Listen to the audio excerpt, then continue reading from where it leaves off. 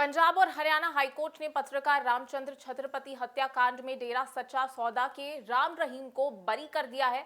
हालांकि कोर्ट ने 3 आरोपियों को, अगर उनका नाम याद करें, कुलदीप सिंह, निर्मल सिंह और कृष्ण लाल की सजा को बरकरार रखा हुआ है।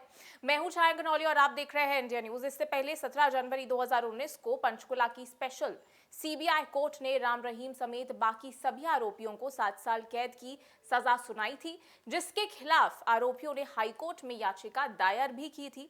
फैसला सुनाते हुए हाईकोर्ट ने कहा था कि इस हत्याकांड में राम रहीम के जितने भी साजिश करता है होने के पर्याप्त सबूत नहीं है, जिसकी वजह से राम रहीम को बरी कर दिया गया। राम रहीम इससे पहले डेरा मैनेजर की अगर बात करें रंजीत हत्याकांड में पहले ही हाईकोर्ट से बरी हो चुके हैं। हालांकि सुप्रीम कोर्ट में सीबीआई ने इसको चुनौती दी है, यानी कि सीबीआई ने अपने सवाल रखे थे इस केस के अगेंस्ट में। हालांकि राम रहीम को जितने भी उनके यौन शोषण के केसेस चल रहे हैं 10 साल कैद की सजा सुनाई हुई थी और इस वजह से राम रहीम को अभी जेल में ही रहना होगा। पत्रकार जो रामचंद्र छत्रपति थे, उनके अखबार में डेरा से जुड़े कुछ गंभीर आरोपों को प्रकाशित किया गया था, जिसके बाद 2002 में उनकी गोली मारकर हत्या कर दी गई थी।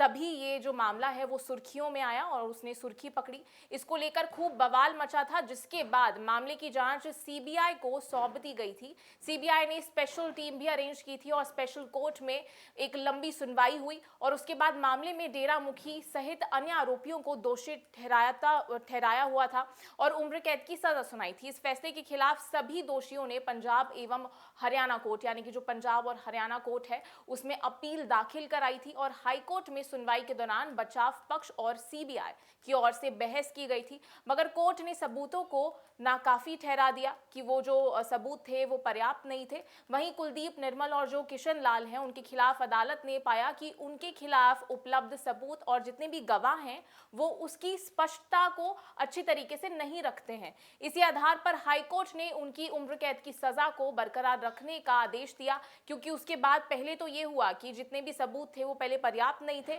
लेकिन फिर उसके बाद जब सीबीआई ने और चीजें सामने रखी तो वहां पर जाकर जितने सबूत थे वो उस टाइम पर क्लियर हो गए, तो उसके बाद जो उनकी सजा थी उसको वही मेंटेन रखा गया। कोर्ट में ने राम रहीम के वकील, यानी कि जो राम रहीम के जो वकील हैं, उनका नाम बसंत राय है, उन्होंने तर्क दिया कि सबूतों के साथ छेड़छाड़ हुई है। जो गोली पत्रकार को लगी थी वो सॉफ्ट लेड की बनी हुई थी और शिकायत पक्ष के वकील जो थे उन्होंने दलील की कि जो कंटेनर पर एक्सपर्ट थे उनके साइन मौजूद थे और गोली पर अब साइन के निशान नहीं दिख रहे हैं। तो ये अपने आप में एक बड़ा सवाल खड़ा करता है। जांच के बाद भी ये क्लियर होगा कि गोली पर साइन थे या नहीं। तो ये सवाल अभी भी बना हुआ है, ये अभी भी बहुत ही बड़ा प्रश्न चिन्ह सामने है।